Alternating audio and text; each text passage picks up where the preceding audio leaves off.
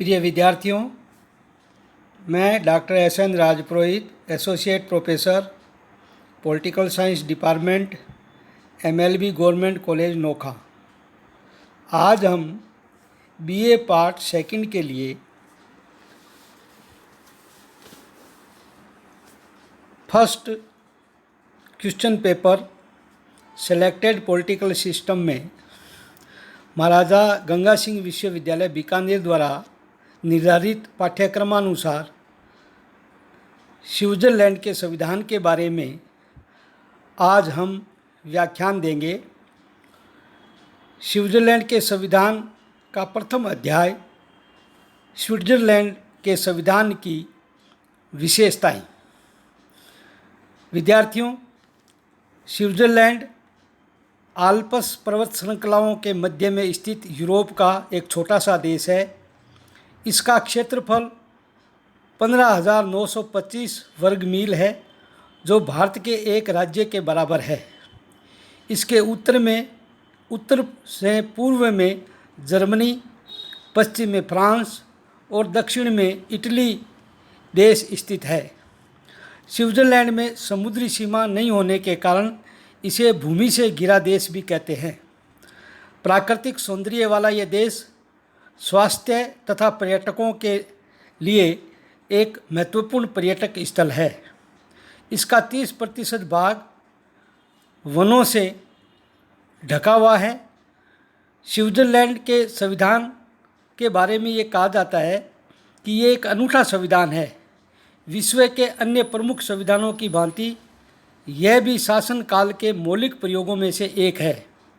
यदि इंग्लैंड ने संसदीय पद्धति, अमेरिका ने अध्यक्षात्मक शासन प्रणाली और संघीय पद्धति का जन्म लिया, तो स्विट्ज़रलैंड ने भी प्रत्यक्ष प्रजातंत्र पद्धति और बहुल कार्यपालिका जैसी संस्थाओं को जन्म दिया। स्विट्ज़रलैंड की प्राचीन तथा श्रेष्ठ प्रजातांत्रिक तथा गणतंत्रात्मक पद्धति विश्व के लिए राजनीति की प्रयोगशाला है। प्रत्यक्ष लोकतंत्र एवं बहुल कार्यपालिका की विलक्षणता के साथ साथ अंतर्राष्ट्रीय राजनीति में भी स्विट्ज़रलैंड तटस्थ देश है, जो युद्धों से अलग रहा है। स्विस विदेश नीति सदैव तटस्थ रही है, इसलिए इसे अशांति के समूह में बसने वाले शांत एवं सुखी द्वीप की संज्ञा दी जाती है। अब हम स्विट्ज़रलैंड के संविधान की विशेषताएं। स्विट्ज़रलैंड विश्व राजनीति की प्रयोगशाला है तथा प्रसिद्ध सौंदर्य स्थल, रेड क्रॉस सोसाइटी का केंद्र तथा अंतर्राष्ट्रीय राजनीति का खेल का मैदान रहा है। वही प्रत्यक्ष लोकतंत्र का घर भी कहा जाता है। स्विस संविधान की विशेषताएं निम्नलिखित इस प्रकार है। प्रथम विशेषता, निर्मित व लिखित संविधान। स्विट्ज़रलैंड का संविधान एक निर्मित संविधान है। मौलिक रूप से इसका निर्माण 1848 में तथा इसके बाद संशोधन 1874 में किया गया। स्विस संविधान में 123 अनुच्छेद व 3 अध्याय थे। 18 अप्रैल 1999 को जनता द्वारा जनमत संग्रह के आधार पर स्वीकृत किए गए नए संविधान में 196 अनुच्छेद तथा 4 अध्याय है। स्विस संविधान अमेरिका के संविधान से बड़ा और भारत के संविधान से छोटा है। संविधान निर्माताओं ने संविधान में सामान्य बातों का उल्लेख भी किया है, जैसे मछली पकड़ना, जुआ खेलना, कैसीनो का संचालन इत्यादि सामान्य बातों का भी उल्लेख किया है। दूसरी विशेषता है कठोर संविधान। स्विस संविधान में साधारण कानून और संवैधानिक संशोधन कानून में 3 स्तर स्थापित किए गए हैं। स्विस संविधान एक कठोर संविधान है, जिसमें सरलता से संशोधन नहीं किया जा सकता। संविधान में संशोधन प्रस्ताव दोनों सदनों, संघीय सभा द्वारा पारित होना चाहिए। उसके बाद जनमत संग्रह तथा कैंटेनों राज्य के बहुमत से पारित होना चाहिए। 1 जनवरी 2000 में लागू नए संविधान में 5 संशोधन कर दिए गए हैं। इस संबंध में केसी वीर ने लिखा है कि यद्यपि स्विस संविधान कठोर है, परंतु यहाँ के नागरिक लचीले हैं। तीसरी विशेषता है संघात्मक शासन प्रणाली, फेडरल फॉर्म ऑफ गवर्नमेंट। अमेरिकी संविधान की तरह स्विस संविधान में भी संघीय व्यवस्था की गई है।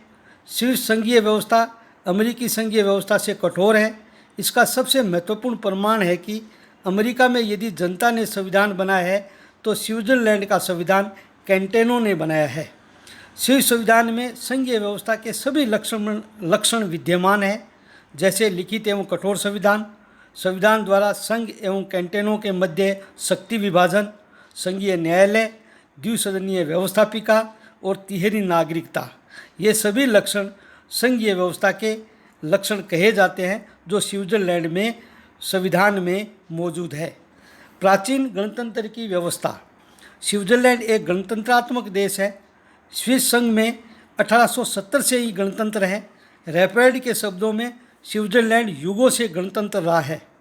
स्विट्जरलैंड संघ में शासन का अध्यक्ष एक निर्वाचित राष्ट्रपति होता है, परंतु स्विस राष्ट्रपति भारत एवं अमेरिका के राष्ट्रपति की तुलना में कम महत्वपूर्ण है। हंस हूबर के शब्दों में राजतंत्रीय ढंग से सोचना स्विट्जरलैंड के नागरिकों के लिए विदेशी बात है। पांचवी विशेषता है बहुल कार्यपालिका, प्लूरल एग्जीक्यूटिव। स्विट्जरलैंड की एक अनूठी विशेषता है बहुल कार्यपालिका, जिसे हम कॉलेजिएट एग्जीक्यूटिव भी कहते हैं। इसमें 7 सदस्य होते हैं, जिसे स्विट्जरलैंड में संघीय परिषद कहते हैं।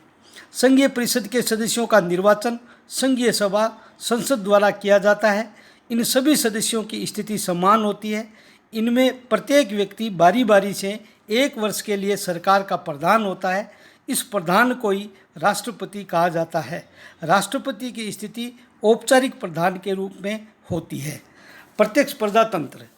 स्विस संविधान की सर्वाधिक महत्वपूर्ण विशेषता यह है कि यहाँ लोकतंत्र का आदर्श रूप विद्यमान है।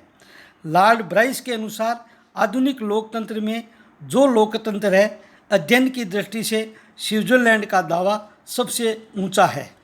स्विट्जरलैंड में एक पूर्ण कैंटेन ग्लेरस और 4 अर्ध कैंटेन ओवाल्डेन, निडवाल्डेन, आउटर एपेंजल और इनर एपेंजल में आज भी प्रत्यक्ष लोकतंत्र है। इन कैंटेनों में मतदाताओं की सभा लैंड्सजीमाइंड द्वारा कानून निर्माण का कार्य किया जाता है। जनता जनमत संग्रह तथा आरंभक के उपकरणों के द्वारा प्रत्यक्ष रूप से शासन के कार्यों में भाग लेती है। सिगफ्रीड लिखते हैं कि यदि प्रजातंत्र का अर्थ जनता द्वारा शासन है, तो मैं नहीं समझता कि प्रजातंत्र जितना स्विट्जरलैंड में है उससे आगे वह कहीं जा सकता है। संसदात्मक एवं अध्यक्षात्मक व्यवस्था का समन्वय। स्विस संविधान में कुछ गुण संसदीय व्यवस्था के हैं, फिर भी पूरी तरह संसदीय व्यवस्था नहीं कहा जा सकता। वहाँ कुछ बातें अध्यक्षात्मक शासन व्यवस्था की भी है, फिर भी उसे पूर्णतः अध्यक्षीय शासन व्यवस्था भी नहीं कहा जा सकता। वरन संसदात्मक एवं अध्यक्षात्मक व्यवस्थाओं का उचित समन्वय है। संसदीय शासन वाले देशों में दोहरी कार्यपालिका होती है। इसके विपरीत अध्यक्षात्मक व्यवस्था वाले देशों में एकल कार्यपालिका होती है। लेकिन स्विट्जरलैंड में दोनों में से एक भी बात पूरी तरह से नहीं है, वरन वहाँ बहुल कार्यपालिका है। स्विट्जरलैंड की कार्यपालिका इस दृष्टि से भी संसदीय है कि वहाँ कार्यपालिका व्यवस्थापिका के प्रति उत्तरदायी है, पर इतना होते हुए भी यह निरालापन है कि संसद के द्वारा जब कार्यपालिका के विरुद्ध अविश्वास प्रस्ताव पारित कर दिया जाता है तो भी कार्यपालिका अपने पद से त्यागपत्र नहीं देती है। इस प्रकार स्विस संविधान में संसदीय व्यवस्था का उत्तरदायित्व एवं अध्यक्षात्मक शासन व्यवस्था का स्थायित्व का गुण समावेशित है।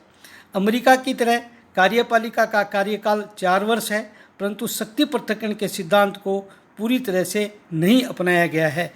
इस प्रकार हम ये कह सकते हैं कि स्विट्जरलैंड में संसदात्मक और अध्यक्षात्मक शासन व्यवस्थाओं का मिश्रण है।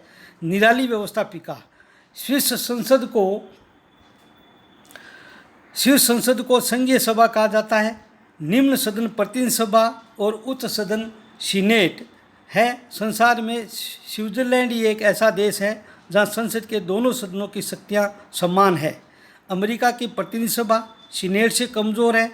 ब्रिटेन की लाल सभा कॉमन सभा से शक्तियों की दृष्टि से कमज़ोर सदन है। लेकिन स्विट्जरलैंड में व्यवस्थापिका के दोनों सदन शक्तियों की दृष्टि से बराबर है। CF स्ट्रांग ने लिखा है कि संसार में स्विस संसद ही एक ऐसी व्यवस्थापिका है जिसके दोनों सदनों में कोई महत्वपूर्ण भेद नहीं है। स्विट्जरलैंड कार्यपालिका की तरह व्यवस्थापिका भी अनोखी है। नवीं विशेषता है अधिकार पत्र का अभाव परंतु मूल अधिकारों की व्यवस्था। स्विस संविधान में मूल अधिकारों के लिए कोई भी अधिकार पत्र की व्यवस्था नहीं की गई है। स्विस संविधान में मूल अधिकारों का उल्लेख नहीं है। नए संविधान में न केवल अधिकार पत्र शामिल किया गया है वरन इस अधिकार पत्र में व्यापक रूप से मूल अधिकारों का समावेश भी किया गया है। नए संविधान के अनुच्छेद 7 से 36 तक मूल अधिकारों का प्रावधान है। 10वीं विशेषता है उदारवादी दर्शन का प्रभाव। स्विस संविधान व्यक्ति के महत्व को स्वीकार करता है और इस धारणा पर आधारित है कि राज्य व्यक्ति के कल्याण के लिए है और आर्थिक क्षेत्र में युद्धभाव्यम नीति को अपनाया गया है। व्यक्ति के व्यक्तित्व के विकास के लिए सभी अवसर दिए गए हैं तथा व्यक्ति के आर्थिक मामलों में कम से कम हस्तक्षेप किया गया है। न्यायपालिका की कमज़ोर स्थिति। स्विट्जरलैंड में सर्वोच्च न्यायालय की स्थिति भारत एवं अमेरिका के सर्वोच्च न्यायालय जैसी नहीं है। स्विस संघीय न्यायालय किसी कानून को न्यायिक पुनर्विलोकन के द्वारा अवैध घोषित नहीं कर सकता है, जबकि भारत और अमेरिका में यदि कोई कानून संविधान के विरुद्ध होता है तो सर्वोच्च न्यायालय न्यायिक पुनर्विलोकन के आधार पर उस कानून को जो संविधान के विरुद्ध है अवैध घोषित कर सकते हैं। कानूनों की व्याख्या करने का अधिकार स्विट्जरलैंड में न्यायपालिका को न होकर संघीय संसद को है। संविधान की रक्षा का दायित्व भी न्यायालय को नहीं सौंपा गया है, वहाँ ये कार्य स्वयं जनता द्वारा किया जाता है। इस प्रकार हम ये कह सकते हैं कि न्यायपालिका की कमज़ोर स्थिति है। अंतर्राष्ट्रीय क्षेत्र में स्थायी तटस्थता। स्विट्जरलैंड का विश्व में इसलिए भी महत्व है कि यह अंतर्राष्ट्रीय मामलों में तटस्थ राष्ट्र है। मैनसन ने तो यहाँ तक कहा है कि स्विट्जरलैंड अशांति के द्वीप में एक शांत द्वीप है। धर्मनिरपेक्ष राज्य। संविधान द्वारा स्विट्जरलैंड में धर्मनिरपेक्ष राज्य की स्थापना की गई है। संविधान के अनुच्छेद 15 के द्वारा सभी नागरिकों को धर्म एवं दर्शन की स्वतंत्रता प्रदान की गई है।